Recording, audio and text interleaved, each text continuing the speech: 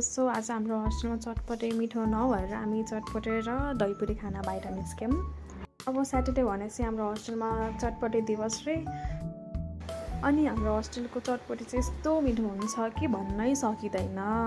त्यही भएर हामी बाहिर गएर नमिठो चटपटे चाहिँ खाइदिउँ भनेर निस्केको खासमा। अनि यो दिदीले चाहिँ म कस्तो नराम्री देखेँ भन्दै कपाल सपाल मिलाउँदै हुनुहुन्छ होइन। अनि मैले चाहिँ रियल क्यामेरामा कस्तो पो देख्छ दिदी भन्दै हाँसिरहेको छु।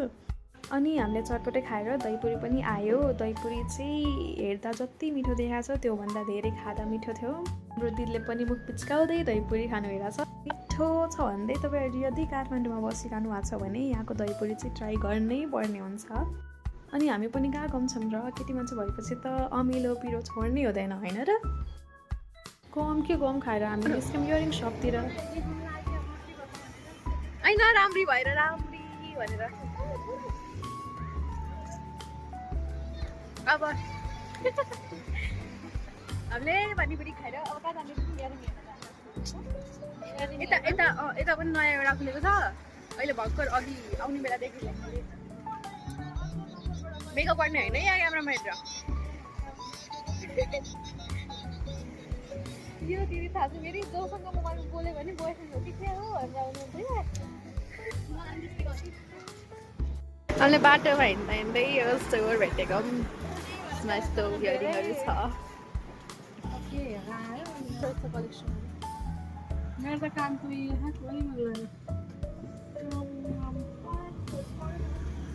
मलाई चाहिँ मन पर्यो आउनु बित्तिकै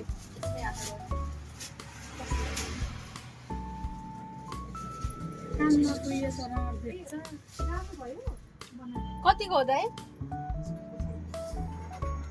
450 त्यो 50 जानेहरू होइन यो त्यसो भएन एउटा पनि छैन 50 जाने पसल खोजेको 450 जाने भुया छन्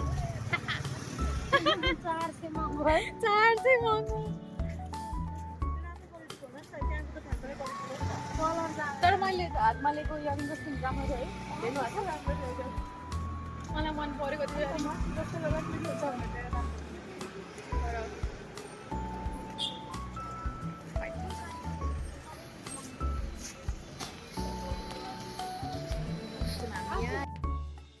अगाडि पनि एउटा पसल छ त्यसमा पनि हेर्नुपर्छ। आयो पुग्यौँ एउटा सिटे छ यस्तै धेरै भिड छ यसमा। यो 50 जाने भएर यस्तो धेरै भिड छ यति हो नि जाउँ राम्रो राम्रो छ। यहाँ चाहिँ फेरि lipstick lip gloss lip tint ब्रेसलेटहरू इयरिङहरू चङ्की इयरिङहरू पनि छ। स्कार्फ र स्क्रन्चिज क्लक क्लिपहरू पनि रहेछ फ्यान पनि रहेछ होइन। पर्फ्युम सँगसँगै कुर्तामा लाउने झुम्का हेयर ब्यान्ड पेन्डेन्टहरू पनि रहेछ। मैले दाइको पसलको प्रमोसन गरिदिएको मैले त कमिसन दिनुहुन्छ दाइ दिनुहुन्छ साँच्ची दिदी बस्नुहुन्छ को दिदी हिजो तपाईँ बस्नु भएको थियो होइन अनि कतिको दिनुहुन्छ दाइले मलाई कमिसन दिँदै मान्छे ल्याएको मलाई चाहिँ यो मन पर्यो कस्तो मलाई चाहिँ यो इयरिङ फेरि हेर्ने बित्तिकै मन पर्यो। अनि हस्टेल फर्किने बेला 7 बजिसकेको रहेछ। हामीलाई इयरिङ पसलमै ढिलो भयो अनि त्यो भएर हामी सबजना 2x को स्पिडमा हस्टेलतिर लाग्यौँ होइन। अनि म चाहिँ फेरि पछाडि निस्किँदै भिडियो बनाउँदै हिँडिरहेको छु केटीहरूलाई फेरि होइन मेकअपको सामान र इयरिङ किनेको त्यस्तो खुसी लाग्छ। त्यो लाउँछ लाउँदैन थाहा हुँदैन होइन तर किनेर थन्काएर चाहिँ राख्नुपर्छ। मैले चाहिँ आज 2टा इयरिङ किनेँ एउटा चाहिँ यो हो अर्को चाहिँ यस्तो रहेछ। मैले चाहिँ यो इयरिङ छोड्छु भनेर छोड्नै नसकेको यस्तो मन परेको थियो। So that's all for today bye by.